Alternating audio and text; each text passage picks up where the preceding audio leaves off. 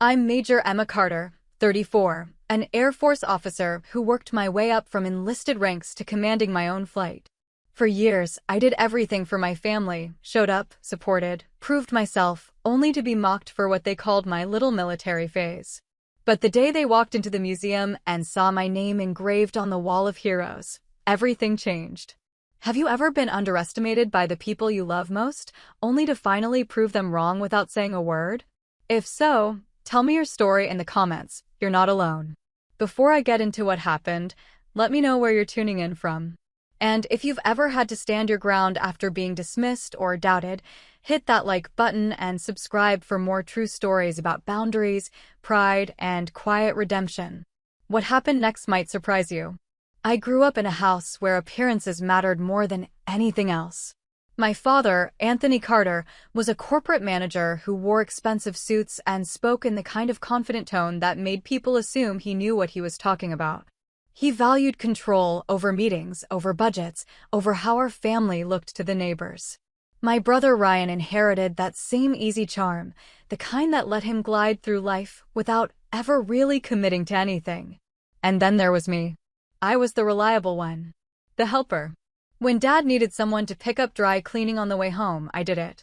When Ryan's car broke down at 2 in the morning, I was the one who drove out to get him. When Mom needed help organizing her charity events, I showed up early and stayed late. I didn't mind, really. I thought that's what families did, you showed up for each other. At 22, I made a decision that changed everything. I enlisted in the Air Force. I'd been working a forgettable office job, watching my life flatten into something predictable and small. One afternoon, I drove past a recruiting office and found myself pulling into the parking lot. The recruiter, a calm woman with sharp eyes, asked me what I was looking for. I didn't have a good answer then. I just knew I wanted something more than what I had. When I told my family at dinner that night, the reaction wasn't what I'd hoped for. The military? Dad said, setting down his fork. Emma, that's a bit dramatic, don't you think? I think it's cool, Mom said quietly, but she looked uncertain. Ryan laughed. Our little soldier. This should be interesting. I tried to explain about the structure, the purpose, the chance to serve something bigger than myself. But Dad just shook his head. You're young. Everyone goes through phases. You'll get it out of your system. That word. Phase. Like my decision was something I'd outgrow, like a bad haircut or a questionable boyfriend. I shipped out to basic training 6 weeks later. Those 8 weeks stripped me down and rebuilt me. I learned to move with precision, to follow orders without hesitation, to push past exhaustion when every part of me wanted to quit. I learned that discipline wasn't about control, it was about trust. Trust in your training, your team, yourself. When I came home on leave after tech school, wearing my uniform for the first time, I thought maybe they'd see me differently. Maybe they'd understand. Ryan opened the door. Wow, the costume looks official. At dinner, Dad asked polite questions about boot camp, but I could see his attention drifting. When I mentioned my assignment to Lackland Air Force Base, he nodded absently. That's in Texas, right? Hot down there. I tried to share what it meant to earn my first stripe, to be called Airman Carter, to feel like I was part of something that mattered. But every time I brought up the Air Force, someone changed the subject. Mom asked about whether I'd met anyone. Ryan made jokes about drill sergeants. Dad talked about a new client he'd landed. I kept visiting when I could. I sent gifts, a coffee mug for Dad with the Air Force symbol, a nice scarf for Mom from the base exchange. I showed up for every family dinner when I was on leave. I thought if I just kept showing up, kept proving myself, they'd eventually get it. But the jokes never stopped. They were small at first, almost affectionate. Private Hero was Ryan's favorite. Dad liked to salute me ironically when I walked in the door. Mom would pat my shoulder and say, "We're proud of you, honey," but it felt automatic, like she was reading from a script. I made senior airman at 24. It meant more responsibility, more trust from my leadership, a small but significant bump in rank. I called home to share the news. "That's great, sweetheart," Mom said. "What does that mean exactly?" I tried to explain the rank structure, what it took to earn the promotion. She listened, but I could hear the television in the background. "Well, we're very proud," she said. "Your father wants to say hello." Dad's voice came through. Emma, your mother says congratulations are in order. I made senior airman, I said. It's a big step. I'm sure it is. Listen, I've got a conference call in 10 minutes, but good job, kiddo. Keep it up. The call lasted 3 minutes. At family gatherings, I became the subject of gentle mockery. At Thanksgiving, Ryan brought his new girlfriend, who asked about my service. Before I could answer, Ryan jumped in. Oh, Emma's very serious about her military career. Very disciplined. She probably irons her pajamas. Everyone laughed. I smiled, but something inside me tightened. When I made staff sergeant at 26, I earned the right to supervise other airmen. I was responsible for their training, their welfare, their readiness. It was the first time I truly felt like a leader, not just a follower. I drove home on leave, ready to share this achievement. Dad was grilling in the backyard. I told him about the promotion, about what it meant to be a non-commissioned officer now. So you're finally moving up in the world, he said, flipping a burger. How's the pay? It's not about the pay, I said. Everything's about the pay, Emma. That's how you know if you're doing well. Ryan wandered over with a beer. You still polishing boots every morning? That's part of the standards, I said. Sounds exhausting. I'm exhausted just thinking about it. I wanted to tell them about Airman Rodriguez, a young kid from Houston who'd been struggling with homesickness until I sat with him one night and helped him work through it. I wanted to tell them about the feeling of watching my team execute a flawless training exercise, moving like one organism. I wanted them to understand that what I did mattered, not because of the pay, but because of the people. But I didn't say any of that. I just nodded and smiled and helped my mother set the table. The imbalance grew wider. I kept reaching out, kept trying to bridge the gap. I'd call once a week, visit whenever I could get leave, remember birthdays and anniversaries. They responded with distracted affection, as if I were a distant relative they felt obligated to acknowledge. When I earned my commission as a second lieutenant at 26, after completing officer training school, it was the proudest moment of my life. I'd gone from enlisted to officer, earned the right to lead at a higher level. The ceremony was formal and meaningful. The oath I took felt like a covenant. I called home immediately after. An officer, Mom said. That sounds important. It is, I said. It means I've earned the trust to lead at a different level. So you finally got a promotion that matters, Dad said. Good for you. They all matter, I said quietly. Sure. But now you're actually in charge, right? That's what counts. I drove home that weekend to show them my new uniform, the single gold bar on my shoulder. Ryan was there with his latest girlfriend, a woman who worked in marketing. So you're like a manager now? She asked. In a way, I said. I lead a team. Emma's been climbing the ranks, Dad said, smiling. Our little officer. Ryan raised his beer. To Lieutenant Emma. Still playing soldier after all these years. The room laughed. Good-natured, casual. But the word playing hit differently this time. I stayed for dinner, made small talk, helped clean up. Then I drove back to base in silence, watching the city lights disappear behind me. The highway stretched empty ahead, and I realized something I'd been avoiding for years. They were never going to understand. And maybe that was okay. But it didn't stop it from hurting. The months after my commission were busy. I threw myself into work because work made sense. The Air Force operated on clear principles: competence, integrity, excellence. You did your job well, and you earned respect. Simple.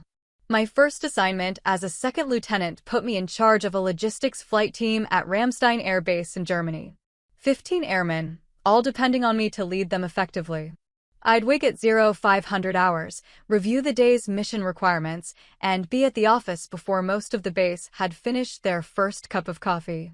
I learned quickly that leading officers was different from being an enlisted supervisor. The decisions carried more weight. A mistake I made didn't just affect my own evaluation, it rippled through the entire team. But I also learned that good leadership was still just good leadership, regardless of rank. Listen to your people. Trust their expertise. Make decisions based on mission needs, not ego. Captain Alex Vega worked in the same squadron. He was 3 years older, an academy graduate with an easy confidence that came from knowing exactly who he was. We became friends over late-night shifts and shared frustrations about bureaucracy. "You're too hard on yourself," he told me one night over bad coffee in the break room. "You know that, right?" "I just want to do it right," I said. "Nobody does it perfectly." "You think I don't screw up?" "Last week I authorized the wrong transport manifest, and we had to completely redo the loading sequence. Cost us 4 hours." "What happened?" "I owned it, fixed it, moved on." "That's the job." I appreciated his honesty. Most people I knew back home would have blamed someone else or made excuses. Alex just acknowledged the mistake and improved. I called my parents less frequently during those months. Not out of spite, just logistics. The time difference made it difficult, and, honestly, I didn't have much to say that they'd understand. My world was flight manifests and operational readiness. Theirs was quarterly earnings and neighborhood gossip. We existed in parallel universes. When I did call, the conversations felt hollow. "How's Germany?" Mom would ask. "Cold, but beautiful. The base is incredible. Are you eating enough? You know how you get when you're stressed." "I'm fine, Mom. Your father wants to know if you're still planning to come home for Christmas." Christmas.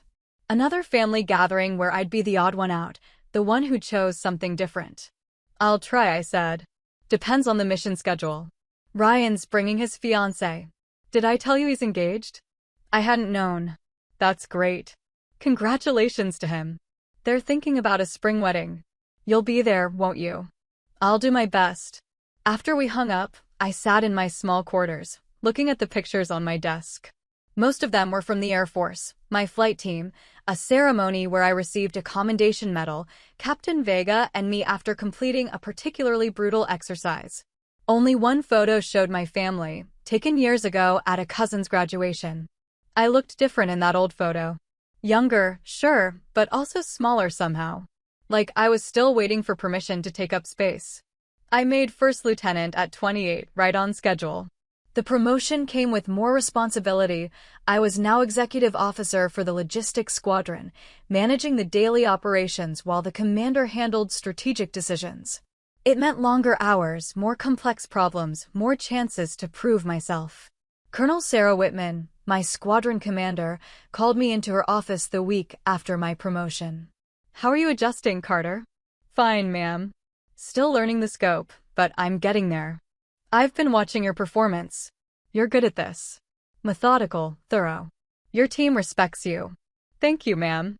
She leaned back in her chair. "Can I give you some advice?" "Of course." "Stop waiting for permission to be confident. You earned that bar on your shoulder. You earned the respect of your team. Own it." I nodded, but she must have seen the uncertainty in my face. "Let me guess," she said. "Someone in your life doesn't take what you do seriously." I hesitated. "My family doesn't really understand the military." "Do they try to?" That was the question, wasn't it? Did they try? "Not really," I said quietly. "Then stop expecting them to." I know that sounds harsh, but respect doesn't always come from where you want it to. Sometimes the people who matter most to you are the ones who understand you least. She tapped her desk. "Focus on the mission. Focus on your people. The rest will sort itself out." I left her office thinking about that conversation for days. Focus on the mission. It sounded simple, but it represented a fundamental shift in how I'd been living. For years, I'd been trying to prove something to my family, hoping they'd eventually see me the way I saw myself. What if I just stopped? What if I stopped calling every week? Stopped visiting on every leave? Stopped trying to translate my world into terms they'd appreciate? It felt like giving up. But it also felt like self-preservation. I made captain at 29. Oh, 3. The rank came with my own flight command, 35 airmen under my direct leadership. It was everything I'd worked toward, the culmination of 7 years of service. I didn't call my parents immediately. I waited 3 days, until after the ceremony, after I'd celebrated with my team, after the moment felt solidly mine. "Emma." Mom sounded pleased. "We haven't heard from you in weeks." "I've been busy. I got promoted. I'm a captain now." "Oh, that's wonderful. Let me get your father." Dad's voice came through. "Emma, your mother says you got another promotion. Captain. I'm commanding my own flight now." "Well, that's great. Really great." "You must be, what, almost 30. 29. Time flies. Your brother just made partner at his firm. Can you believe it? 28 years old and already a partner. That's great, I said. The words felt automatic. We should all get together soon. Celebrate both of you. Maybe Thanksgiving. Maybe. I'll have to check my schedule. The Air Force doesn't give you time off for Thanksgiving? It's complicated, Dad. Well, try to make it work. Family's important. After the call ended, I sat with those words. Family's important. He was right, of course. But importance ran both ways. Did I matter to them as much as they mattered to me? Or was I just another item on their checklist? Daughter, check. Doing fine, check. Move on. Captain Vega found me in the gym later that evening, running on the treadmill like I was trying to escape something. You okay? He asked. Fine. You've been here for 90 minutes. That's not fine. I slowed the treadmill to a walk. Just thinking. About? Family. Expectations. The usual. He stepped onto the treadmill next to mine. Want my unsolicited opinion? Do I have a choice? You're allowed to protect yourself. You don't owe anyone unlimited access to your life, even family. Especially if they don't respect what you've built. It sounds selfish when you say it like that. It sounds like boundaries. There's a difference. I thought about boundaries.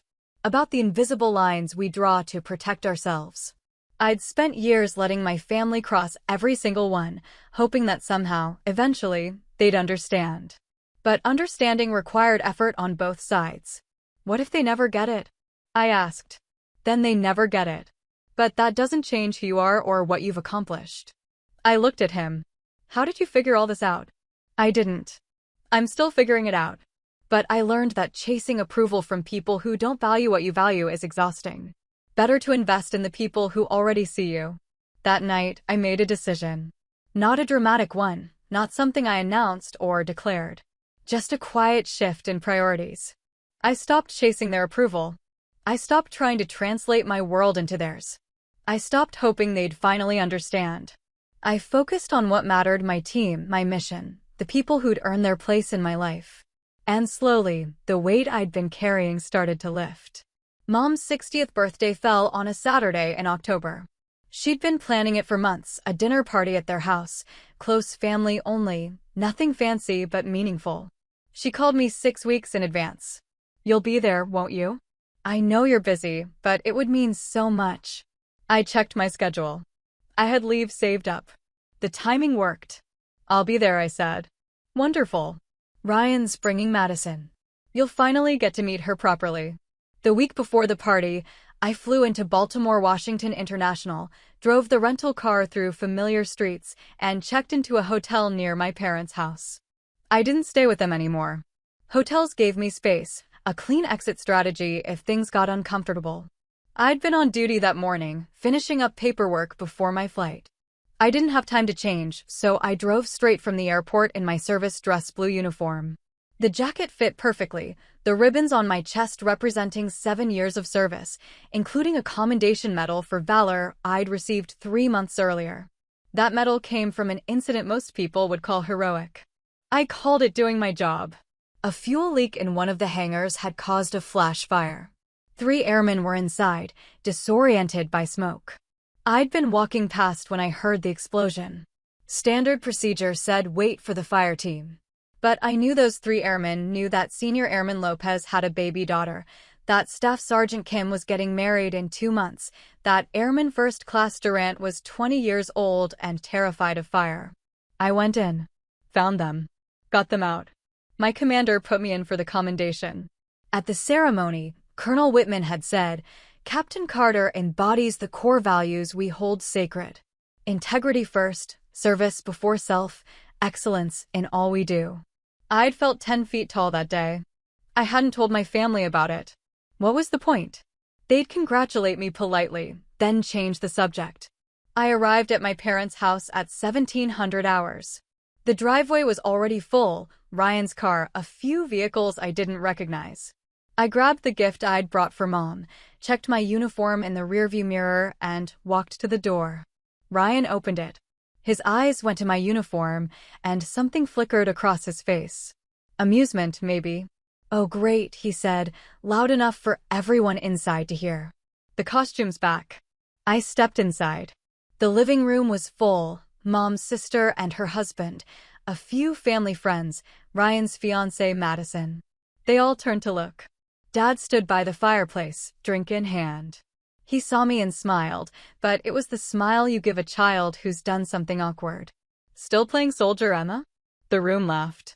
Polite laughter, the kind that fills uncomfortable spaces. I stood there in my uniform, ribbons on my chest, captain's bars on my shoulders, and felt smaller than I had in years. Madison stepped forward, extending her hand. I'm Madison. It's nice to finally meet you. Emma, I said, shaking her hand. Ryan's told me so much about you. Thank you for your service. It was a kind gesture. Automatic, maybe, but kind. Thank you, I said. Mom came out from the kitchen, her face lighting up. Emma, you made it. She hugged me, then stepped back. You came straight from work? I had duty this morning. Didn't have time to change. Well, you look very official. She patted my arm. Come, let's get you something to drink. Dinner was catered, nothing fancy, but nice. We sat around the extended dining table, passing dishes, making small talk. I ended up between Madison and my Aunt Carol, who asked polite questions about the Air Force that I answered in the shortest way possible. Ryan was in good form, telling stories about his firm, about clients and deals, and the fast-paced world of corporate law. Dad listened with obvious pride, jumping in with questions and observations. They had an easy rapport, a shared language of business and success. I picked at my food and tried to look engaged. After the main course, while Mom brought out the birthday cake, Ryan leaned back in his chair and looked at me. So, Emma, how long are you planning to keep this military thing going? It's my career, I said. Right, but at some point you'll want to come back to reality. Get a normal job, settle down. I am settled. You know what I mean. A real life. Kids, mortgage, the whole thing. Dad chimed in. Ryan's got a point. You're almost 30. Time to think about the future. I am thinking about the future, I said, keeping my voice level. My future looks different from yours. But it's sustainable? Dad asked. Long term, I mean. You're not planning to do this forever, are you? I set down my fork. Yes, I am. The table went quiet. Mom returned with the cake, candles blazing. Everyone sang happy birthday and the moment passed. But something had shifted inside me. After dessert, people drifted into the living room. I found myself standing alone on the back porch, looking at the yard where I used to play as a kid. The swing set was gone, replaced by a tasteful patio set. Madison joined me, carrying 2 glasses of wine. She handed me one. You don't have to drink it if you're driving, she said. But you looked like you could use it. Thanks. We stood in silence for a moment. Ryan means well, she said carefully. He just doesn't always think before he speaks. It's fine. It's not, actually. You're serving your country. That deserves respect, not mockery. I looked at her surprised. You don't have to defend me. I'm not defending you. I'm stating a fact. She sipped her wine. My brother's in the Navy. Submarine service. I know what military families deal with. Then you know it's complicated. I do. I also know that some people will never understand it, no matter how many times you explain. And that's on them, not you. I appreciated her honesty. Does Ryan know how you feel? We've discussed it. He's learning. She smiled slightly. He's got potential. Just needs some work. Inside, someone turned on music. Through the window, I could see Dad laughing at something, Ryan standing next to him with the same confident posture. They looked like a set, matching pieces.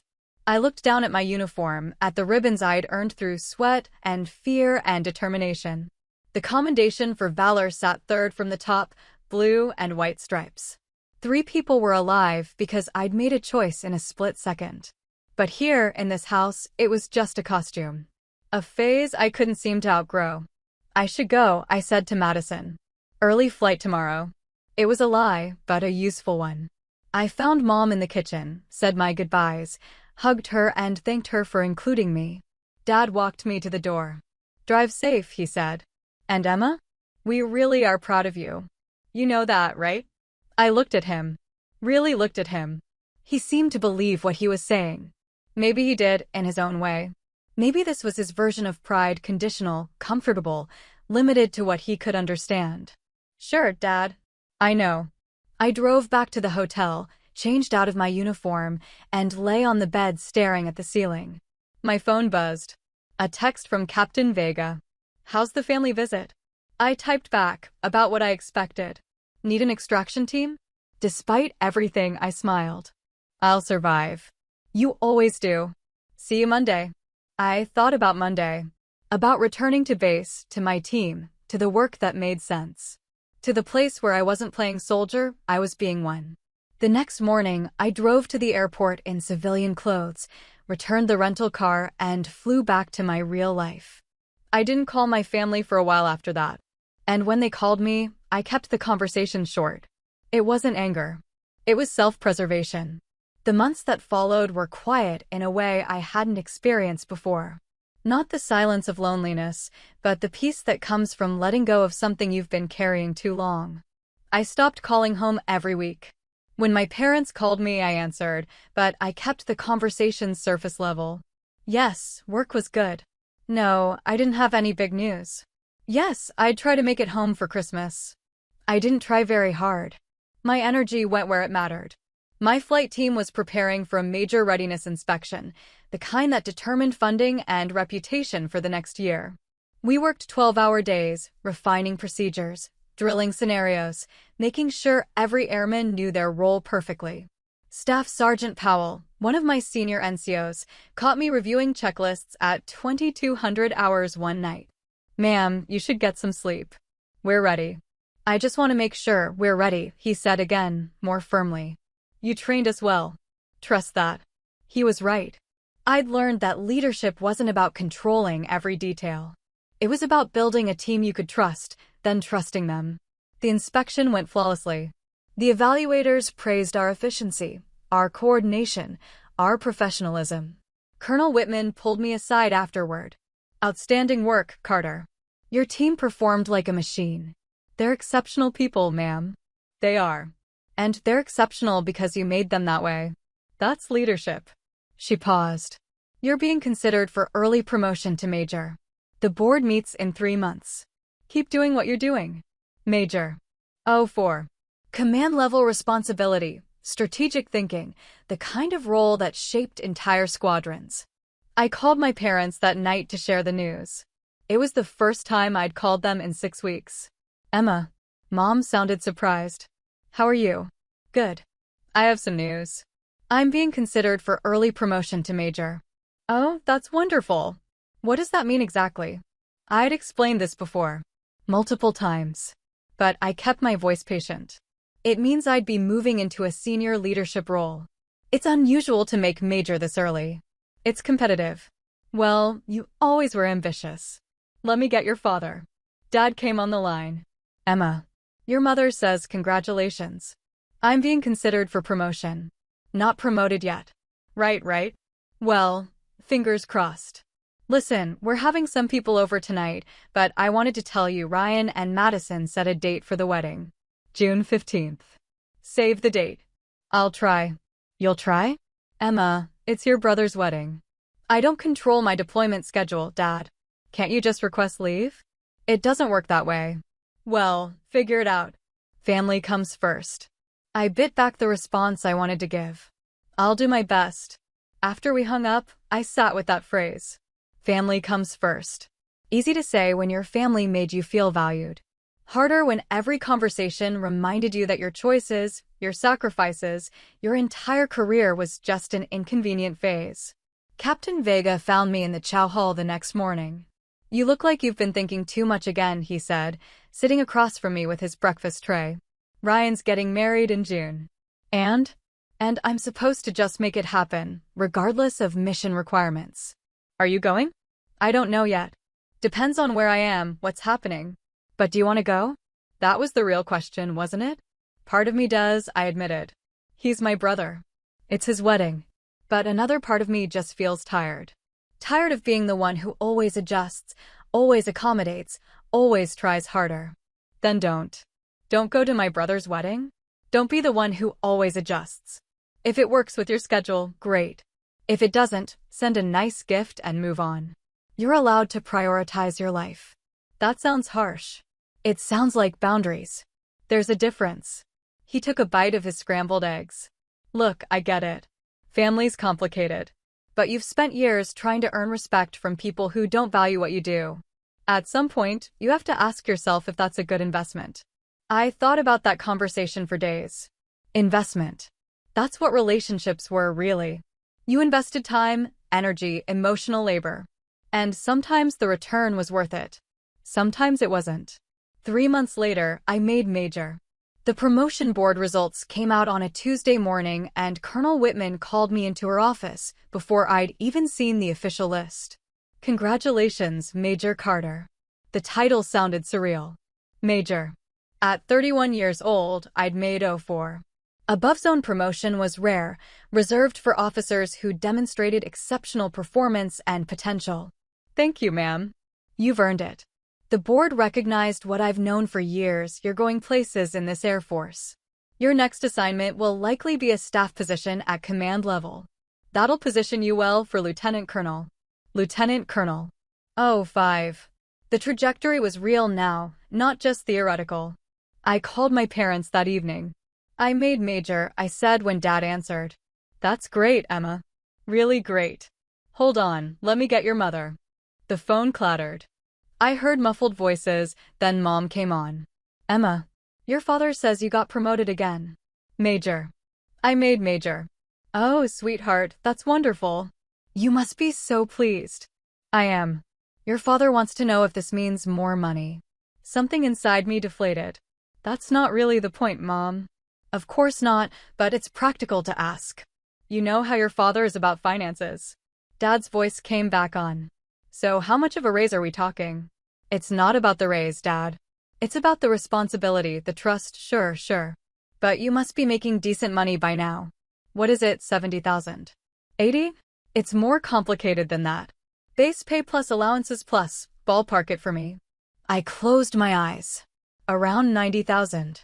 Not bad. Though Ryan's pulling in twice that at his firm. But different fields, different scales. There it was. The comparison. Always the comparison. I should go, I said. Lots of work to do. Of course. Congratulations again, sweetheart. We're very proud. I hung up and sat in my empty quarters, looking at the promotion certificate that would arrive in a few weeks. Major Emma Carter. 7 years of service, countless hours of training, lives saved, missions accomplished, teams led. And my father wanted to know how I compared to Ryan's salary. I didn't call them again for a long time after that. Ryan's wedding invitation arrived in my mailbox 6 weeks later. Formal cardstock, elegant font, June 15th at a country club in Maryland. I checked my assignment schedule. I'd be stateside, no deployments planned. I could go if I wanted to. I RSVP'd that I'd attend, alone. The weeks leading up to the wedding were busy. My new assignment as executive officer to the wing commander meant longer hours, higher stakes, more visibility. I briefed generals, coordinated with other branches, made decisions that affected thousands of personnel. But in the back of my mind, I kept thinking about that wedding. About standing in a room full of people who thought my career was a phase, watching my brother marry someone who actually seemed to understand what service meant. 3 days before the wedding, Colonel Whitman called me into her office. Carter, I need you to attend a ceremony next week. One of our pilots is being honored at the National Aviation Museum. Wall of Heroes dedication. I want command representation there. Yes, ma'am. When? Thursday afternoon. Should only take a few hours. Thursday. The day before the wedding. I'll be there, ma'am. I didn't tell my parents about the ceremony. It was work, classified as temporary duty, not worth mentioning. But fate, it seemed, had other plans. The morning of the ceremony, my mother called. Emma, we're so excited for tomorrow. Are you already in town? I fly in tonight. Perfect. Actually, your father had an idea. There's a special exhibit at the National Aviation Museum, all about military aviation. We thought we'd go tomorrow morning, make a day of it before the wedding. You should come with us. My stomach tightened. The museum? Yes. It'll be fun. family outing before the big event. Ryan and Madison are coming too. What time? We're thinking around 10? The wedding isn't until 4, so we have plenty of time. The ceremony was at 1400 hours. They'd be long gone by then. Sure, I said. I'll meet you there. Wonderful. See you tomorrow, sweetheart. I hung up and stared at my phone, a strange feeling settling over me. They were going to the museum. The same museum where I'd be honored. On the same day. What were the odds? I flew into Baltimore the night before the wedding and checked into the same hotel I'd used for Mom's birthday. The room was generic and clean, a neutral space that belonged to no one. I hung up my service dress blues for the museum ceremony, laid out my civilian clothes for the wedding, and tried to sleep. I kept thinking about the next day, about the Wall of Heroes ceremony, about my family wandering through that same museum, completely unaware. Should I tell them? Give them a heads up? But something stopped me. Maybe it was pride. Maybe it was curiosity. Maybe I just wanted one thing in my life that was mine before they found a way to diminish it. I decided to stay quiet. The morning of, I dressed carefully. The museum ceremony was at 1400 hours, but my family planned to arrive at 10. I'd join them for their visit, walk through the exhibits, let them make their jokes. Then I'd excuse myself, change into my dress blues, and attend the ceremony as a guest. They'd never know. I met them in the museum lobby at 09:55. Dad wore khakis and a polo shirt, Mom a floral dress. Ryan and Madison looked casual but put together. Everyone seemed relaxed, in a good mood. Emma. Mom hugged me. You look nice. Very put together. Thanks. Dad extended his hand for a formal handshake, which felt oddly ceremonial. Ready for the tour? Ready. We moved through the entrance and into the main hall, where aircraft hung from the ceiling in frozen flight. A massive B-17 bomber dominated the center, surrounded by smaller fighters and trainers. The space felt sacred, like a cathedral built to honor courage. Ryan immediately pulled out his phone, taking selfies with Madison in front of various planes. Dad read the plaques aloud, commenting on engineering achievements and historical significance. Mom admired the aesthetic, the polished metal, the vintage aesthetic. I walked quietly beside them, listening to their commentary. Can you imagine flying in one of these? Dad said, looking up at a World War II fighter. No computers, no GPS. Just skill and courage. It's impressive, I said. Makes you appreciate what those pilots went through. Real heroes. I nodded, biting back the observation that pilots still flew without computers when systems failed, still relied on skill and courage every single day. But this wasn't the moment for that conversation. We moved through the exhibits: Vietnam-era helicopters, Cold War reconnaissance planes, modern fighter jets. Ryan made jokes about Top Gun. Madison asked thoughtful questions about the aircraft specifications. Mom took photos of everything. And then we turned a corner into a newer section of the museum. The Wall of Heroes. It was a curved wall of polished black granite, lit from above with focused spotlights. Photographs of service members lined the wall, each with a small plaque describing their act of courage. The display was solemn, reverent. Dad walked toward it, curious. What's this? A placard at the entrance explained, "The Wall of Heroes honors Air Force personnel who have demonstrated extraordinary courage and valor in the line of duty." Mom stopped beside him. Oh, how moving. They began to walk along the wall, reading the citations. Each photograph showed a person in uniform, men and women of various ranks and ages, frozen in formal military portraits. Ryan and Madison followed, moving slowly, taking in each story. I hung back, my heart starting to pound. My photograph was near the center of the wall. I'd seen the proof image weeks ago when they'd asked permission to use it. Captain Emma Carter, taken during my promotion ceremony last year. I was in dress blues, standing at attention, expression serious and professional. The citation read, "For exceptional courage and decisive action during a critical emergency, saving the lives of 3 airmen during a hangar fire at Ramstein Air Base, Germany." Captain Carter's selfless service and quick thinking exemplify the highest standards of Air Force core values. I watched my family move along the wall, getting closer to my photograph. My stomach tightened. Part of me wanted to warn them, to prepare them. But another part, the part that had been ignored and dismissed for years, wanted to see their faces when they realized. Dad reached my photograph first. He stopped walking. Completely still, like someone had pressed pause on him. That's... He started, then stopped. Mom stepped beside him, following his gaze. Her hand went to her mouth. Ryan came closer, squinting at the photograph. That's Emma, Dad said quietly. His voice sounded strange, hollow. They all stared at my photograph. At my name. At the citation describing what I'd done. The silence stretched out, thick and suffocating. Finally, Dad turned around, scanning the area. He found me standing a few feet back, watching them. That's you, he said. That's you on this wall? Yes, I said simply. When did this happen? The fire was 8 months ago. The ceremony for the wall was scheduled for today. Mom's eyes were wet. You saved 3 people? I did my job. You went into a burning building, Dad said slowly, like he was trying to make the words make sense. You could have died. That was a possibility, yes? Ryan looked between the photograph and me, his expression unreadable. Madison stood slightly behind him, her hand on his shoulder. Why didn't you tell us? Mom asked. That was the question, wasn't it? Would it have mattered? I asked quietly. Dad flinched like I'd slapped him. Of course it would have mattered. Would it? Because every time I've tried to share what I do, what it means, you've made jokes. Called it a phase. Compared me to Ryan. Made it clear that my career isn't something you respect. That's not fair, Dad said. Isn't it? Dad, you asked me how much money I make as a major. Not what it means to lead people, not what responsibilities I carry. You wanted to know how I compare to Ryan's salary. His face went red. I was just curious. You were just dismissive. You've been dismissive for 9 years. Mom stepped forward. Emma, we didn't realize that's the problem. You never realized. Because you never tried to understand. People were starting to notice us, museum visitors slowing down, sensing drama. I lowered my voice.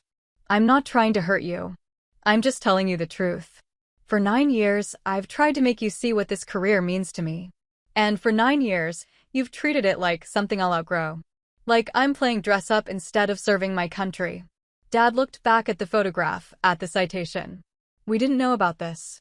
About what you did. I didn't tell you because I knew you wouldn't understand. And I was tired of being disappointed. Ryan spoke for the first time, his voice quiet. You saved 3 people's lives. I did what any officer would do. What I was trained to do. That's not what any officer would do, Madison said softly. That's what a hero does. I shook my head. I'm not a hero. I'm just someone who did her job. Emma, Mom said, tears running down her face now. I'm so sorry. We should have listened. We should have understood. Yes, I said simply. You should have. Dad stood frozen, staring at my photograph on the wall. When he finally spoke, his voice cracked. I called it a costume. You did. At your mother's birthday. You were wearing your uniform, and I made a joke about you playing soldier. I remember. He turned to face me fully. You could have died 6 weeks before that. You went into a burning building and saved 3 people, and I didn't even know. None of us knew. No, I said. None of you knew. The weight of that hung in the air between us. Finally, Dad said, the ceremony. You said there's a ceremony today. 1400 hours. 2 p.m. Can we come?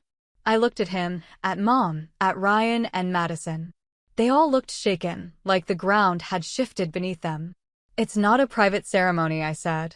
It's open to the public. But will you be there? I'm being honored. So yes, I'll be there. Mom wiped her eyes. We'd like to come. If that's okay. Part of me wanted to say no. Wanted to keep this moment separate from them, untainted by years of disappointment. But another part of me, the part that still remembered being a little girl who wanted her father's approval, couldn't quite close that door. It starts at 1400 hours, I said. Sharp. I left them standing at the Wall of Heroes and found a quiet bathroom in another wing of the museum. My hands were shaking. 9 years of frustration, of swallowed disappointment, had just come pouring out in front of my entire family. I splashed cold water on my face and looked at myself in the mirror. Still me. Still Major Emma Carter, regardless of what they thought or understood. My phone buzzed. A text from Captain Vega. Ready for the ceremony? I typed back, as ready as I'll ever be. You earned this. Don't forget that. I changed into my service dress blues in the family restroom, carefully arranging my ribbons, making sure every detail was perfect. The uniform transformed me, the way it always did. In civilian clothes, I was just Emma, trying to navigate complicated family dynamics. In uniform, I was Major Carter, an officer with a clear purpose and defined role. The ceremony was being held in the museum's main atrium, where rows of chairs faced a temporary stage. I arrived at 13:30 hours, early enough to check in with the event coordinator. Colonel Whitman found me immediately. Carter. Good, you're here. How are you feeling? Fine, ma'am. She studied my face. You look like you've been crying. Rough morning. Want to talk about it? Not really, ma'am. She nodded. Fair enough. Listen, there's going to be some press here. Local news, Air Force media. Standard stuff. You'll give a brief statement after the dedication, nothing major. Just acknowledge the honor and thank your team. Understood. And Emma? She lowered her voice. Whatever happened this morning, don't let it diminish this moment. You earned this honor through courage and competence. Own it. Yes, ma'am. I took my seat in the front row, reserved for the honorees. There were 5 of us being added to the Wall of Heroes today, 3 officers and 2 senior enlisted. I recognized one of them, Captain James Monroe, who'd led a successful evacuation during a natural disaster in the Philippines. The room began to fill. Museum visitors, Air Force personnel, families. I didn't turn around to look for my family. If they came, they came. If they didn't, that was fine too. At 13:55 hours, the ceremony began. A brigadier general I'd never met took the podium. He spoke about courage, about the Air Force core values, about the men and women who embodied service before self. His words were formal but sincere. Then, one by one, they called us up. Captain Monroe went first. They unveiled his photograph on the wall, read his citation, presented him with a commemorative plaque. His parents stood in the audience, beaming with pride. Then it was my turn. Captain Emma Carter, the general said, and I stood, walking to the stage with measured steps. They unveiled my photograph, the same one my family had just discovered. The general read my citation aloud, his voice carrying through the atrium. Captain Carter demonstrated extraordinary courage and selfless service during a critical emergency at Ramstein Air Base, Germany. When a fuel leak ignited a flash fire in Hangar 7, Captain Carter entered the structure without regard for her personal safety. Despite thick smoke and extreme temperatures, she located and evacuated 3 trapped airmen, ensuring their safe extraction before the building's integrity was compromised. Her decisive leadership and unwavering commitment to her fellow airmen exemplify the highest traditions of military service. The audience applauded. I stood at attention, keeping my expression neutral even though my heart was racing. The general handed me the plaque, shook my hand, and stepped back. According to the program, I was supposed to say a few words now. I stepped to the microphone and looked out at the audience. In the 3rd row, I saw them Mom, Dad, Ryan, and Madison. They were all watching me with expressions I'd never seen before. Attention. Respect.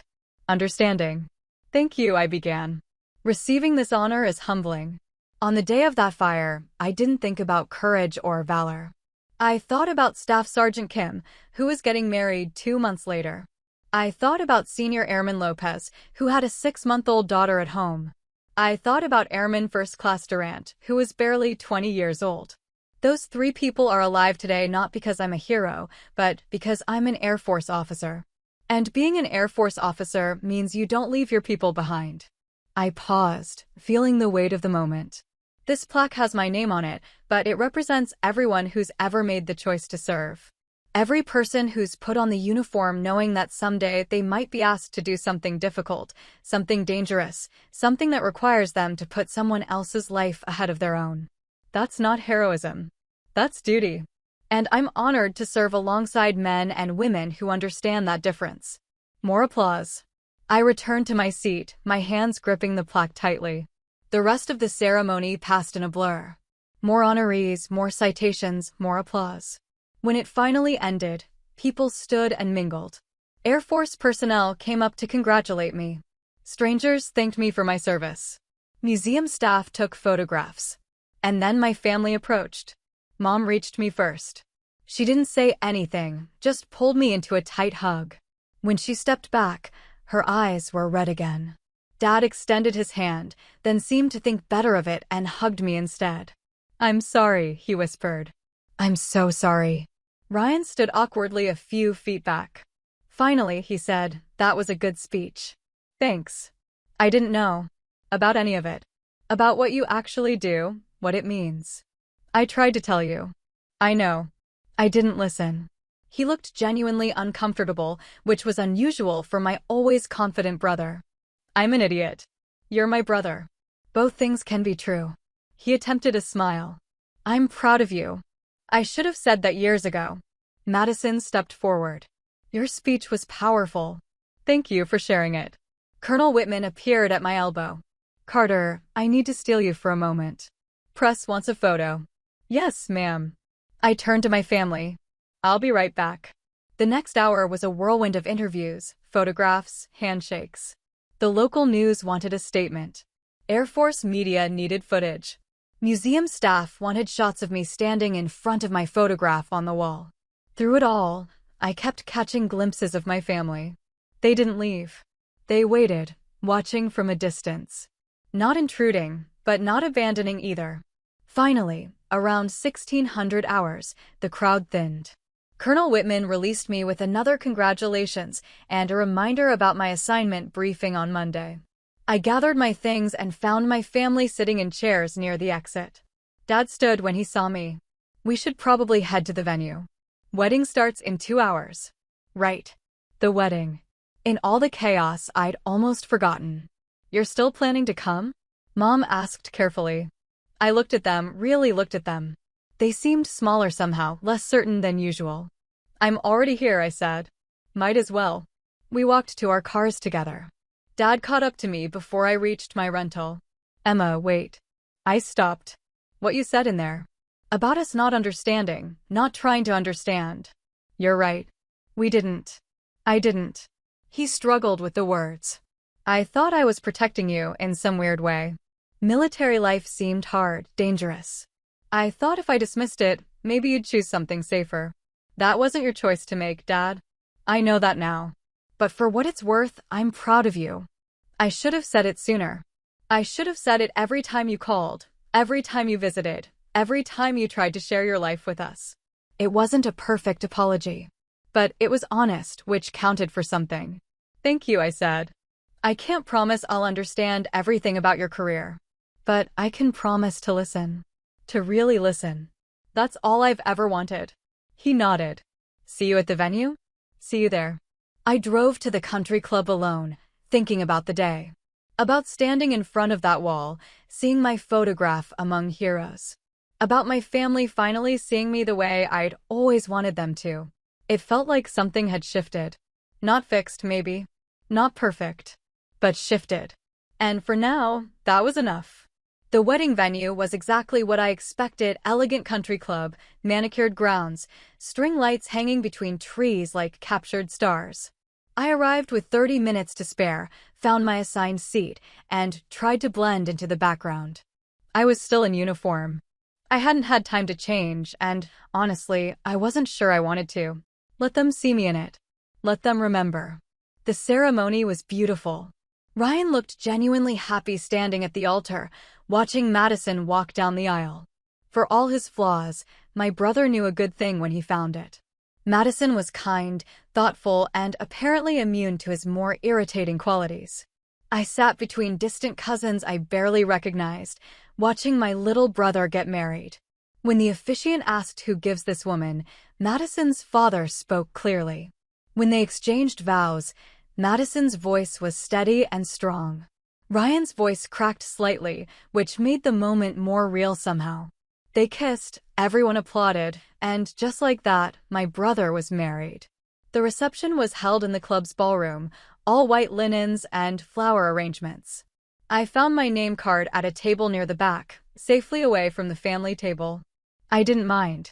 The distance felt appropriate. But before I could sit, Mom appeared at my elbow. Emma, there's been a seating change. You're at our table. Mom, it's fine. I'm good here. You're not sitting in the back at your brother's wedding. Come on. She led me to the family table, where Dad and Ryan's new in-laws were already seated. Someone had added a chair between Mom and Dad's places, squeezing me in.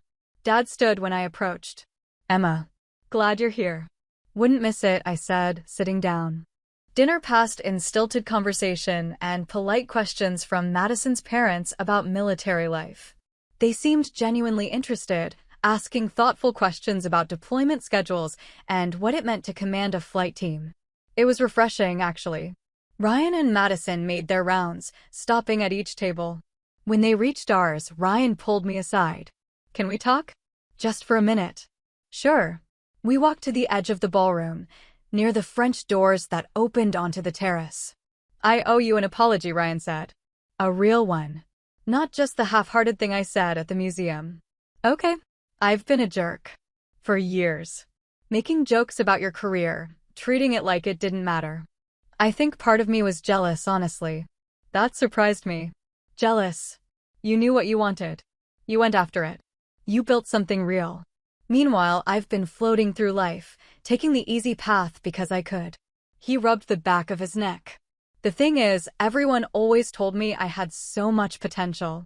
But you're the one who actually did something with yours. Ryan, let me finish. When I saw that wall today, saw your photograph, read what you did, it hit me. My sister's a hero, and I've been treating her like she's playing dress-up. That's unforgivable. It's not unforgivable. It's just something we need to work past. Can we? Work past it. I looked at my brother, really looked at him. He seemed younger suddenly, less sure of himself. Getting married did that sometimes, made you take stock of who you were and who you wanted to be. We can try, I said. He nodded, relief visible on his face. That's all I'm asking for. A chance to be a better brother. Madison appeared, slipping her hand into Ryan's. Sorry to interrupt. They're about to cut the cake. We should get back, Ryan said. Then, more softly, thanks, Emma. For coming. For giving me another chance. You're my brother. That's what we do. They walked back inside, and I followed a moment later. The cake cutting was cheerful chaos, with Ryan making a mess of feeding Madison her slice. Everyone laughed, cameras flashed, and the DJ queued up the first dance. I watched from the edge of the dance floor as Ryan and Madison swayed to some romantic ballad. They looked happy together, genuinely happy. Whatever doubts I'd had about my brother's commitment evaporated, watching him hold his wife like she was the most precious thing in the world. Dad appeared beside me. They look good together. They do. Your mother and I looked like that once. Young and stupid and so sure we'd figured everything out. You did fine. We did okay. We also made mistakes. He turned to face me. I've been thinking about what you said. About us dismissing your career, treating it like a phase. You were right. Dad, we don't have to do this now. Yes, we do. Because I need you to hear this. He took a breath. I grew up believing that success looked a certain way. Corporate job, steady income, comfortable life. Anything outside that framework seemed risky, uncertain. When you joined the Air Force, I couldn't see past my own narrow definition of achievement. I understand. Do you? Because I'm not sure I understood until today. When I saw your photograph on that wall, read what you did, heard you speak, it finally clicked. You didn't choose an easier path. You chose a harder one, a more meaningful one. And instead of supporting that choice, I belittled it. His voice cracked slightly on the last word. I can't take back the jokes I made, the dismissals, the years of not understanding. But I can do better going forward. If you'll let me. I looked at my father, seeing him clearly for maybe the first time. Not the corporate manager who always had the answer, but a man who'd realized he'd been wrong. I'd like that, I said quietly. Tell me about the fire. About what actually happened that day. So I did. Standing on the edge of my brother's wedding reception, I told my father about the day I ran into a burning building. About hearing the explosion, seeing the smoke, knowing that 3 of my airmen were trapped inside. About the decision that took less than 5 seconds, training overriding fear, duty overriding self-preservation. I told him about finding Staff Sergeant Kim first, disoriented and coughing near the back exit. About locating Senior Airman Lopez under a collapsed workbench, conscious but trapped. About searching through smoke so thick I couldn't see my own hands until I heard Airman Durant calling for help. I told him about getting them out, one by one, seconds before the building's structural supports failed. And I told him about the aftermath, the commendation ceremony, the recommendation for the Wall of Heroes, the knowledge that I'd done exactly what I was trained to do. Dad listened without interrupting. When I finished, his eyes were wet. You could have died. That was a possibility. And you went in anyway. They were my people. That's what you do for your people. He pulled me into a hug, sudden and fierce. I'm so proud of you. And I'm sorry it took me this long to say it properly. We stood like that for a moment, my father holding me like I was still his little girl, while my brother's wedding swirled around us. When he pulled back, he said, "Will you dance with your old man?" I'm not much of a dancer. Neither am I. We'll figure it out together. We moved onto the dance floor as the DJ played something slow and forgettable. Dad wasn't kidding, he wasn't a good dancer. But neither was I. We shuffled awkwardly, finding a rhythm that worked. Your mother wants to visit you, he said. At your base, wherever you're stationed next. See your life, meet your people. She doesn't have to do that. She wants to. We both do. If you're open to it. I thought about my parents visiting my base, meeting my team, seeing the world I'd built away from them. It felt vulnerable, exposing them to something I'd kept separate for so long. But maybe that was the point. Maybe rebuilding trust meant letting them into the parts of my life I'd been protecting. I'd be open to that, I said. The song ended. We stepped apart, and Dad squeezed my shoulder once before heading back to the table. I stayed on the dance floor as the next song started, watching couples spin and sway. Ryan caught my eye across the room and raised his champagne glass in a silent toast. I nodded back. Later, after the bouquet toss and the last dance and all the traditional wedding moments, I found myself on the terrace with Madison. She'd kicked off her heels and was standing barefoot on the stone, looking up at the stars. Hell of a day, she said. You can say that again. Finding out your new sister-in-law is a legitimate hero kind of changes the dynamic. I'm not a hero. You keep saying that. But everyone who knows what you did disagrees. She glanced at me. Ryan told me what happened at the museum. How you all found out about the wall together. It wasn't planned. Best things rarely are. She smiled. For what it's worth, I think Ryan finally gets it. What you do, why it matters. He's been talking about it all evening. He apologized. Good. He should have done it years ago. We stood in comfortable silence, watching the party wind down inside. I hope you'll come around more, Madison said. Now that things are better with your family. I'll try. That's all anyone can ask. 3 weeks after the wedding, a package arrived at my new assignment. I'd been moved to a staff position at Air Force Materiel Command, exactly as Colonel Whitman had predicted. The work was challenging, more strategic planning, less direct leadership, but I was adjusting. The package was from my father. Inside was a framed photograph, professionally matted. It was a picture he'd taken at the museum, me standing in front of my photograph on the Wall of Heroes, in full dress blues, looking more confident than I'd felt in that moment. A note was tucked inside, written in Dad's careful handwriting, in case you ever doubt how far you've come. We're proud of you. Dad, I set it on my desk, next to the photo of my flight team from Ramstein. Mom called that evening. Did you get your father's package? I did. It's perfect. He's been different since the wedding. More thoughtful. He asked me the other day what it means to be a major, what your responsibilities are. Actually wanted to understand. That's progress. It is. We'd still like to visit if the invitation's open. See where you work, meet the people you serve with. I looked around my small base housing unit, functional, efficient, impersonal. The idea of my parents visiting still felt strange, but less frightening than before. Let me check my schedule. Maybe in a few months, once I'm more settled here. Whenever works for you, sweetheart. We'll make it happen. After we hung up, I sat at my desk and opened my laptop. Work emails needed responses, reports needed reviewing. But I found myself instead looking at the photograph Dad had sent. I looked strong in that picture. Certain. Like someone who'd figured out who she was and refused to apologize for it. Maybe I had. The next 6 months passed quickly. Work consumed most of my time. Strategic planning for equipment modernization, coordination with contractors, endless meetings about budgets and timelines. It was different from leading a flight team, but important in its own way. I made lieutenant colonel at 33, ahead of schedule again. The promotion board results came out on a Tuesday, and this time I called my parents immediately. Mom answered. Emma, we were just talking about you. I made lieutenant colonel. She screamed, actually screamed with excitement. Anthony, pick up the phone. Emma made lieutenant colonel. Dad's voice came through, slightly breathless. Emma? Is it true? It's true. The results posted this morning. Lieutenant Colonel Carter. He said it slowly, testing how it sounded. My daughter, the lieutenant colonel. It's a big deal, Dad. Oh, 5. It means I'll be taking on more strategic responsibilities, probably a squadron command position. Explain it to me. All of it. I want to understand.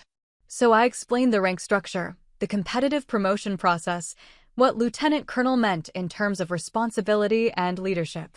And Dad listened, really listened, asking questions, taking notes. When's the promotion ceremony? He asked. In 3 months. March 15th. We'll be there. Your mother, Ryan, Madison, all of us. If you want us there. I thought about my last promotion ceremony, attended only by my Air Force colleagues. About every achievement I'd celebrated alone because my family hadn't understood why they mattered. I'd like that, I said. Then it's settled. Send us the details. I stood in front of a small gathering at Wright-Patterson Air Force Base on a cold March morning. Colonel Whitman, now Brigadier General Whitman, officiated my promotion ceremony.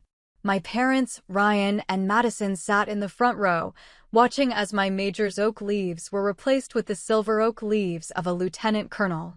General Whitman administered the oath. I repeated the familiar words, feeling their weight more deeply each time. I do solemnly swear that I will support and defend the Constitution of the United States against all enemies, foreign and domestic, that I will bear true faith and allegiance to the same, and that I will obey the orders of the President of the United States and the orders of the officers appointed over me, according to regulations and the Uniform Code of Military Justice. So help me God. The audience applauded. My parents stood, pride visible on their faces. Ryan recorded everything on his phone while Madison wiped her eyes. At lunch afterward, Dad couldn't stop looking at my new rank. Lieutenant Colonel, he kept saying. My daughter, the Lieutenant Colonel. You're going to wear that phrase out, Ryan said, grinning. Madison asked about what came next. I explained squadron command, leading about 200 personnel. Maybe colonel in another 4 or 5 years if things went well. And after colonel? Dad asked. If I'm very lucky? Maybe general someday. But that's decades away and highly competitive. You'll make it, Dad said with absolute certainty. Look at everything you've already accomplished. It was strange, hearing that confidence from him. For years, I'd wanted exactly this, his belief in me, his pride, his understanding. Before they left, Mom pulled me aside. We're sorry it took us so long to see you. The real you. Mom, no, let me say this. You've been extraordinary from the beginning. We were just too blind to notice. But we see you now, sweetheart. We see you, and we're so proud. Ryan approached after. You're kind of my hero. Like, actually. Madison and I talk about you all the time. About how you knew what you wanted and went after it, no matter what anyone else thought. Ryan, you don't need to, I mean it. You inspire me to be better. Less comfortable, more purposeful. He grinned. Thank you for not giving up on us. On me. I didn't deserve another chance, but you gave me one anyway. You're my brother. That's what family does. Back at base, I sat at my desk looking at the photo Dad had given me standing in front of the wall of heroes. Beside it now sat a new photo from today's ceremony, showing me with my family. We were all genuinely smiling. No forced happiness, no underlying tension. Just a family that had finally figured out how to see each other clearly. I thought about the years I'd spent chasing their approval, the pain of feeling invisible. And I thought about this moment, them in the front row, Dad's voice breaking with pride, Mom's tears, Ryan recording everything. It had taken time. It had taken pain. It had taken me standing in front of that wall, forcing them to confront who I really was. But we'd gotten here. Finally. Years passed in cycles of deployment and return, promotions and new assignments.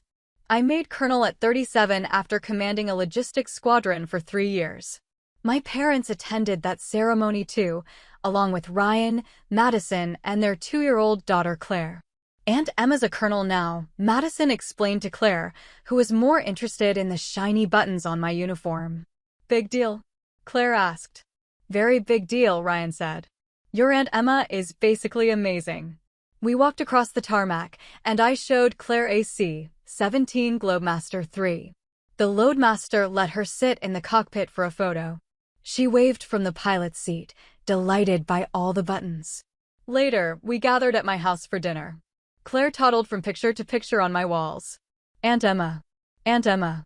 Dad stood in front of my wall of heroes photo. I still can't believe we almost missed this. Almost missed understanding what you'd built.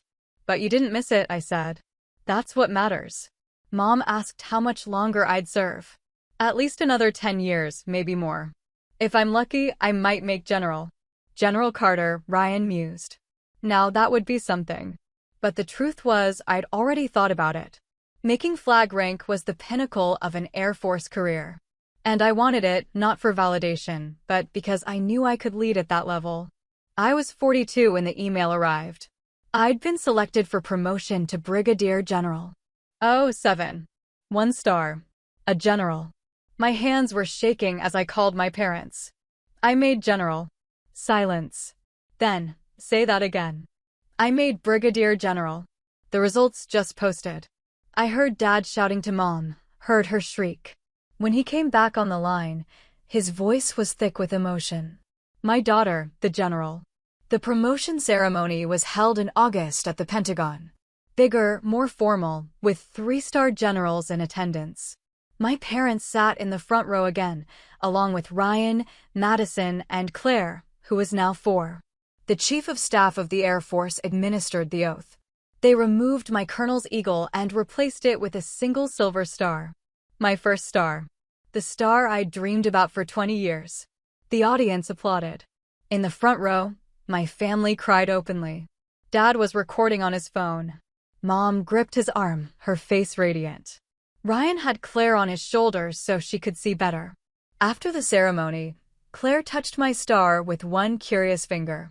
Pretty. It is pretty, I agreed. Took me a long time to earn it. Dad pulled me aside during the reception. The day you enlisted, I thought you were making the biggest mistake of your life. I thought you'd come home defeated. His voice cracked. Instead, you became this. A general. Someone people look up to, someone who's made a real difference. I was wrong about everything. And I'm so grateful you didn't listen to me. I hugged my father, this man who'd taken years to understand me but had finally gotten there. Me too, Dad. That evening, I stood alone in my hotel room, looking at my new uniform. 1 star on each shoulder. Brigadier General Emma Carter. I thought about the 22-year-old who'd walked into a recruiting office, looking for purpose. About the years of struggle of feeling invisible. I thought about the wall at the National Aviation Museum, my photograph among heroes. About my family discovering it, about the moment everything changed. My phone buzzed. A text from Ryan. Claire wants to know if generals have superpowers. I smiled and typed back. Tell her we have the power to lead good people and make hard decisions. That's better than superpowers. She says that's cool. She wants to be a general when she grows up. Tell her I'll save her a star. I looked at myself in the mirror. Dress blues, single star, a career's worth of ribbons on my chest. I'd made it. And this time, when I celebrated my achievement, my family was celebrating with me. Finally. Thanks for watching. If this hit home, tap like, subscribe, and share it with someone who needs a boundary win. Drop your take below. I read every comment. Questions for you. Have you ever been mocked for a career or phase that turned out to be your calling? What moment finally earned you respect, and from whom? How do you balance seeking respect with not needing approval? If you were in my shoes at the museum, what would you have said or not said? Do you believe relationships can rebuild after years of dismissal? Why or why not?